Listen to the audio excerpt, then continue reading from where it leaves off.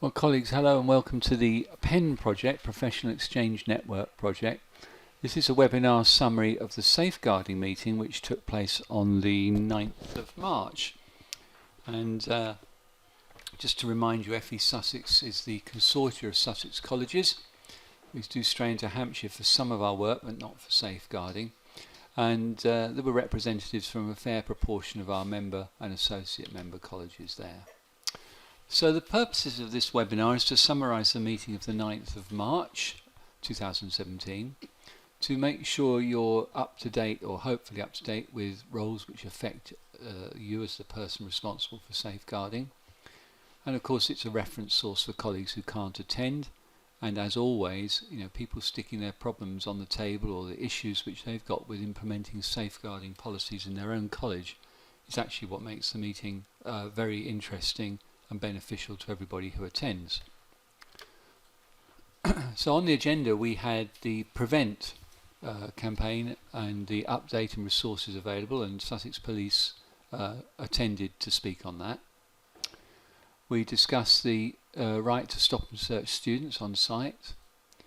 We reviewed recent Ofsted reports and comments regarding to safeguarding, and finally there was some information about safeguarding opportunities, what people thought of them for safeguarding officers, and my favourite commentary from people, what keeps you awake at night. So Sergeant David Kent of Sussex Police was attended with one of his colleagues. He talked of the continuation of the UK terrorist threat as being severe and a substantial terrorist threat relating to Northern Ireland. Went on to discuss the posters and Prevent resources available for colleges and schools, and how we can access those and make use of them. There was no doubt about the public awareness campaign of Prevent that has actually started that day, because the radio advertisements were running on the morning when people were driving into the meeting. And that coupled with the ACT, the Action Counter-Terrorism campaign, which is also being government run. So it was a very good awareness raising exercise of what has been going on and what actions the police are involved in to monitor and deal with some of these issues. We moved on to a summary commentary relating to Ofsted reports, and in fact I put some 4 extracts on the screen which were used in the meeting as catalysts to debate. And actually the first one, quite coincidentally, or first 2, follow on from where we were before. So too few learners have a well-developed understanding of life in modern Britain and how to keep safe from the dangers of radicalisation and extremism, was one comment. And another comment on a different inspection report was, despite managers' concerns concerted focus on the Prevent duty, not enough learners are aware of the dangers posed by radicalisation and extremism. Now, as with all Ofsted reports, you can take it and use it as a checklist. So you read the comment, you say to yourself, oh, where does that put us? Do we do that? Yes, we do that. 10 out of 10. No, we don't do it. Yes, we do a bit of it. 5 out of 10, and so on. The next one was another one related to safeguarding. Too few apprentices and learners have a good understanding of British values or the dangers of extremism and radicalisation.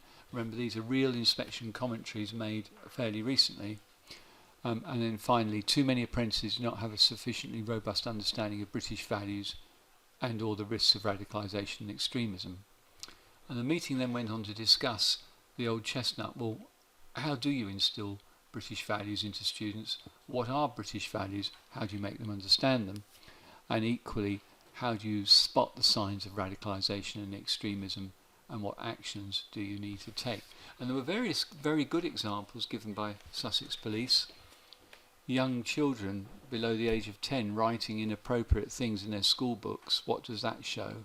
And then transpose that or transport that into students at 16 years old doing the same thing means something entirely different. But as always, the Sussex Police Prevent team are there to help, and they recommend you get in touch with them if you need to. The next thing we did was look at, continue to look at safeguarding extracted from Ofsted reports.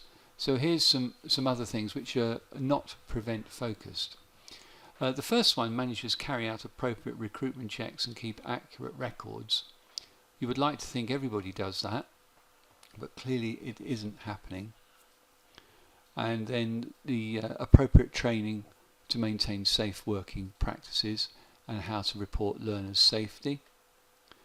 Good relationships with a number of agencies, so vulnerable learners are kept safe. And then the final comment, learners know how to keep themselves safe when working online. And with all of those comments, I would just ask one more question, which is, how well do you think you would be judged, or what would the judgment be, if your college was being judged on any one of those statements? And if you can hold your hand up and say, I haven't got any problems, I'm absolutely sure we get through all right, then it's not an issue. On the other hand, what training are you carrying out? How regular is it? How's it documented? How effective is it? What's the impact of it? All of those questions are similar to the ones that would be asked. So, moving on from there, we were then talked about CPD opportunities. And we had a discussion on cooperative CPD, and members contributed quite nicely actually. So here's 5 organisations that do safeguarding training. AOSEC was number one, not number one in rank order, but just the first one off the block that somebody suggested. East Sussex Children's Board, West Sussex Training, which is part of West Sussex County Council, I believe, East Sussex County Council as well, and then CAMS. So, and we had CAMS in at a previous safeguarding meeting, and they were quite keen to carry on working with colleges. So that gives you an idea of, if you're looking for safeguarding training, where you can find it.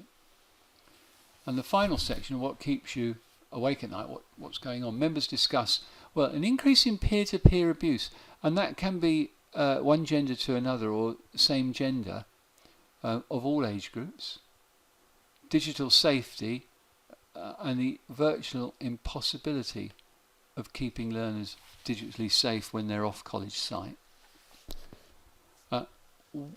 What is yes? This was an interesting one, and one college had taken the bull by the horns and started to hold tutorials on what is yes. Yes being in the context of boy going out with girl, girl going out with boy. What does yes really mean? What does no mean? Colleagues exchanged ideas on publicising prevent in colleges. Some colleges had got quite a sophisticated regime. It came up on desktops, it was up on the message boards and so on. Other colleges weren't that advanced.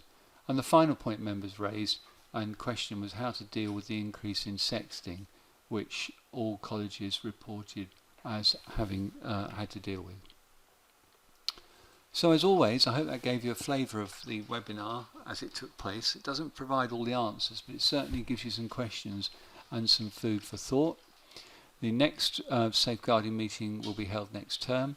The dates of it will be released shortly, so always look on the FE Sussex website for those. Thank you very much.